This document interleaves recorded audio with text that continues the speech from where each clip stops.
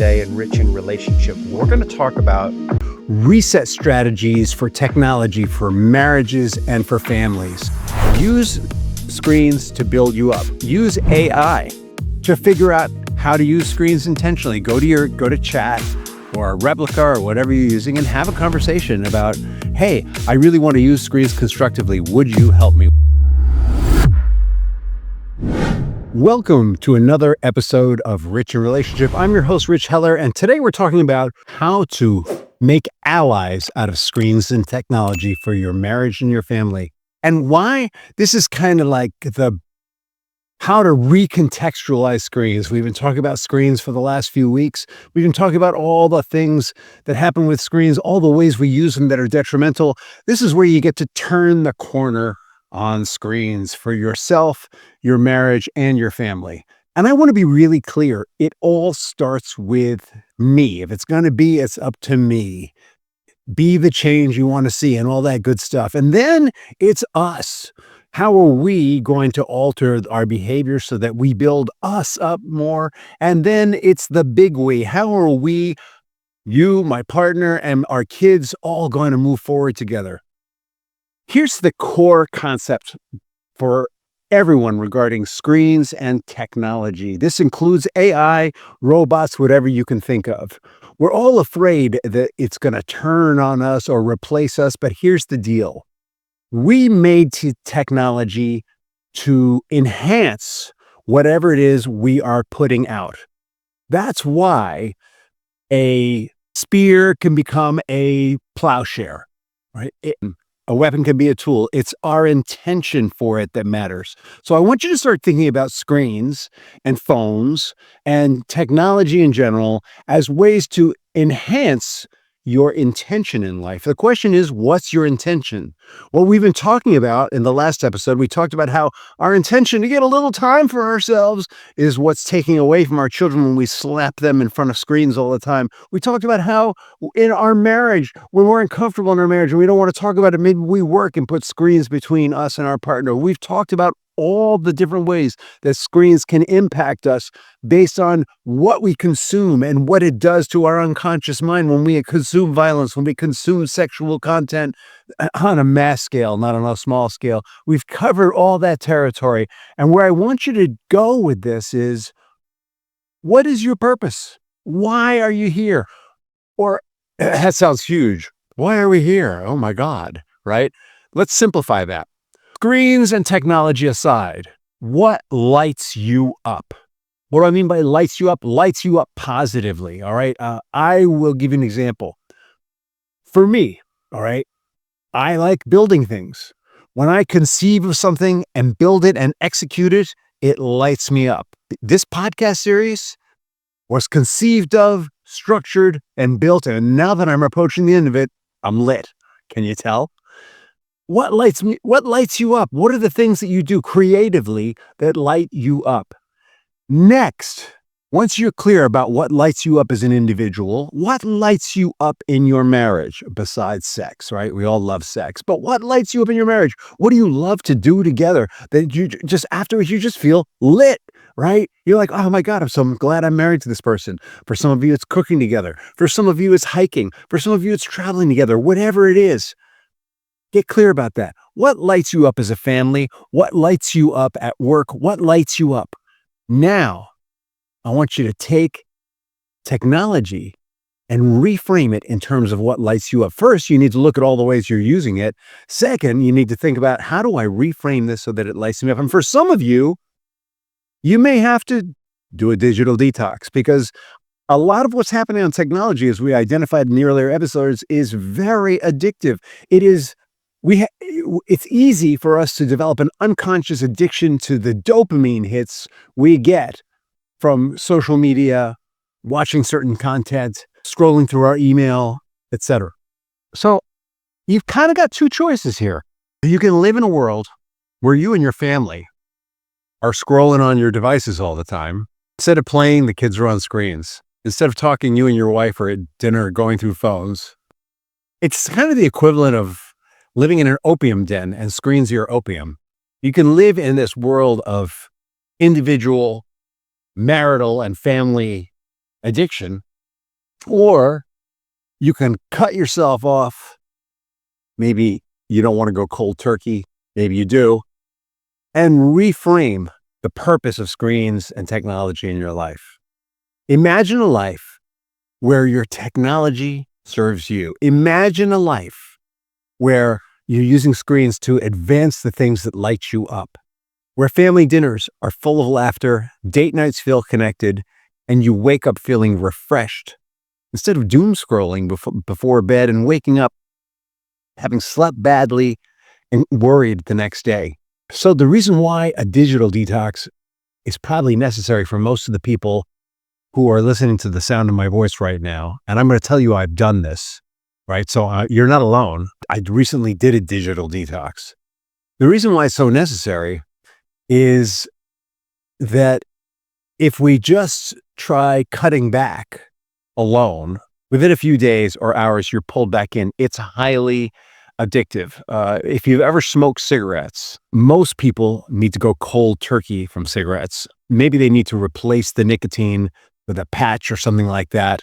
They need to find other things to give them oral fulfillment. Some people can cut back smoking to a half a pack a day or a couple of cigarettes a day and then quit. Most people just go cold turkey. Either way, in order to stop with doom scrolling, in order to stop comparing your insides to other other people's outsides, in order to stop immersing yourself in violent movies, in order to stop immersing yourself in sexual content that's making your sex life at home look less exciting in comparison, in order to stop binging on Netflix instead of living your life, in order to stop going through your text messages in dinner, in order to stop going through emails 52 times a day, in order to stop being interrupted by text messages, emails, app notifications when you're trying to work or spend time with your family. In order to stop that, you really need to cut it off completely, whether it be scaling back and cutting it off completely or just cutting it off completely. You really need to cut it off completely. Now, from personal experience, it's almost impossible to cut it off completely because most of these devices we use for work. Right? When I did my detox, I still needed to do a podcast. I still needed to post on social media. I still needed to answer emails. I still needed to answer text messages from my family. But what I didn't need to do was I didn't need to be watching screens for entertainment. So I got rid of Netflix and Amazon and all that other good stuff, Hulu and Tubi. For 3 weeks, I didn't watch any of it. But 3 weeks, I didn't play any digital games. For 3 weeks, I didn't text or email except in very specific work hours. For 3 weeks, I only texted my family at certain times. And what I found was in the beginning, I missed it. The first thing I did was went out and bought a 1,500 piece puzzle. And I you'll see some posts on my YouTube channel about that. And I just kind of obsessed about the puzzle. I had to take that intensity somewhere. And then once I did that, once I got finished with that, and I finished detoxing from screens, then I was able to read books more, talk with people more, and be more present. Really, for the first week, it was really different. And so I'm telling you from personal experience that screen addiction is real, that social media is designed to hook us, that movies and shows, the content here is designed to hook us even, that the apps that we download are designed to ping us and re-enroll them in them. The games that we play sometimes ping us and re-enroll them in them when we haven't played in a while. So to take control from that, we need to cut them off completely and then reintroduce them piece by piece. If you're going to do this as a family, it's going to be a real challenge. What I would suggest is, you and your partner doing it first. And I would say set sustainable boundaries. The AI that I work with on this outlines suggests no phones in the bedroom, no screens at the dinner table. Out of these two, I would say that no screens at the dinner table is definitely sustainable. But if you have your phone near your bed on a charge stand and you have kids and grandchildren, you're going to use your phone. You're going to use your phone because your kids are going to say, "What the hell is wrong with you? I texted you and you didn't respond." You're going to use your phone because you want to know what's going on with them.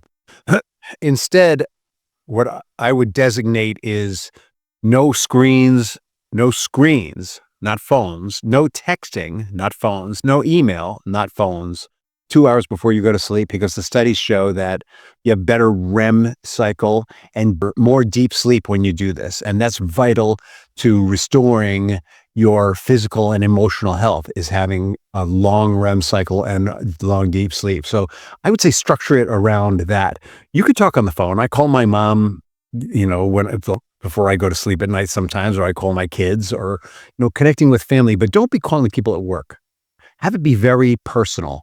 Honestly, I would argue that you don't want to be in your text messages or your email first thing in the morning either. I would recommend spending 10 or 15 minutes on something that charges you up spiritually, whether it be a quick prayer or a quick meditation or reading something spiritual or all of the above. And then I would recommend spending another 10 or 15 minutes connecting with your partner before you touch the phone. Maybe you have like a first 30 minutes of the morning moratorium on screens together so that you can connect. All right. And again, the idea is not just to set aside the screen. The intention is to build yourself up. You notice how I framed what to do with screens as a way to build myself up so that I recharge my battery at night. Notice how I framed screens as it's not that so much that we're not going to do it as we're going to have time to reconnect. I would also recommend that you have a day of rest, the intention being that you recharge your battery. Studies show that people who take a day off from work get more done in the remaining 6 days than people who work 7 days a week. That's something about that day of rest makes them more efficient and higher functioning on the days that they're working, and it's vital. I would strongly recommend that you do not touch your phone with your screens. You maybe your phone, yes, but your screens, no, on that day of rest. I know that's a big ask, but certainly you don't want to be working. You don't want to be touching email. You don't want to be touching anything that's work related in that day. The idea of the day of rest is that not only do you desist from anything survival oriented, but you focus on connection and safety and closeness with your partner, with your kids, with your higher power, whatever. Just like I suggested that when people quit smoking, they need to replace some of the qualities of smoking with other things. Like some people eat the candy or lollipops to deal with the oral fixation. You're going to want to replace the visual with something meaningful. So remember, I told you that I did a puzzle that was very visual, but it also engaged my cerebral cortex in a way that screens don't.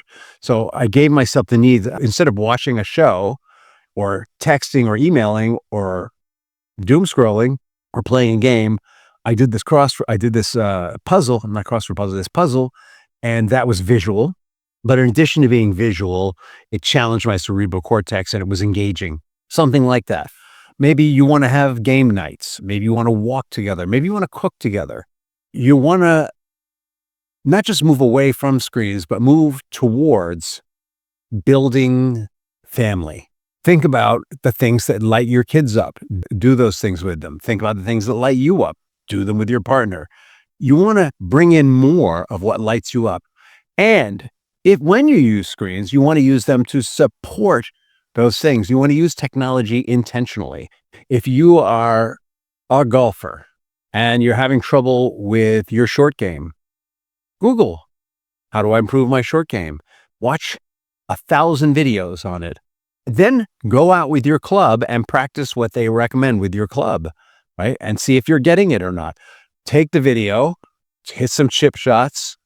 If look at the video again, see what's different. Use screens to improve the things you're interested in. If you ride, look at videos of people riding. If you play tennis, use videos to support that. If you're into building things, watch videos about people building things.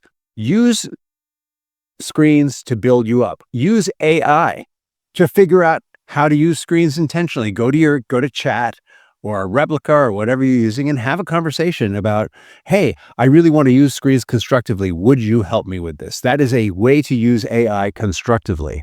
Plan a full digital detox weekend where you not only don't do screens, but also replace it with other activities. It's really important. Otherwise, it's going to feel like something's missing. Not only do you want to unplug, but you want to fill it with things that you're all going to enjoy. Go camping someplace where there's no Wi-Fi and no phone connection. Try that on. Let me tell you, that is special. Go on a vacation where there's no connection and no Wi-Fi. If you have to be connected, go on vacation where there's no telephone, no connection to the internet and no Wi-Fi, but make sure there's someplace nearby where you can go in case you need to plug in. The detox payoff is that you're going to clean this mess up. The payoff is that you're going to be focusing on things that are really important to you. You're going to be having more meaningful conversations. You're going to be growing closer together. You might be developing skills and interests that you've been ignoring. You're going to be more lit. You're going to sleep better. You're going to have more focus. You're going to have more overall well-being when you reduce screens. It's going to improve your mental and emotional health. And if your kids are younger than adolescents, you're actually going to be improving their brain development by not allowing them as much screen time as maybe you have been. Brad and Gwen, when they did this, noticed less stress, better sleep, and their kids actually engaged with them, not just with the screens. They went camping someplace where there was no connection. They had an amazing time. They couldn't believe how much fun they could have without their phones, without screens, without YouTube, without any of that. Try it. You're really going to enjoy it. I hope that this has been helpful. I want to hear from you about this series and how it's impacting you. Stay tuned. We're going to be wrapping it up in the next couple of episodes. In the meantime, have an amazing day and a fantastic tomorrow. And thank you for listening to Rich in Relationship.